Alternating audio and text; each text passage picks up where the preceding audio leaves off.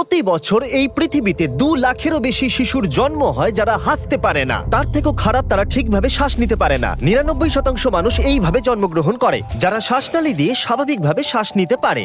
আর বাকি 1% মানুষ এইভাবে জন্ম নেয়, যাদের ঠোঁট বা তালু কাটা থাকে, যা বড় হওয়ার সাথে সাথে তাদের জীবনকে ক্ষতিগ্রস্ত করে তোলে। দরিদ্র অঞ্চলের লোকেদের বেশিরভাগেরই এই সমস্যা থেকে মুক্তি পাবার কোনো উপায় নেই, যার অর্থ হলো হাজার হাজার মানুষ অপারেশনের কোনো সুযোগই পায় না, যার ফলে এরা বড় হয়ে খারাপ পথে গিয়ে সমাজ থেকে বিচ্ছিন্ন হয়ে পড়ে। কিন্তু একটা অর্গানাইজেশন গোটা পৃথিবী জুড়ে এই বিষয়ে একটা বড় পরিবর্তন আনতে মনস্থির করেছে। ইনি হলেন ক্যাথি। 40 বছর আগে আমাকে আর আমার হাজবেন্ডকে বলা হয়েছিল ফিলিপিনে যাওয়ার জন্য।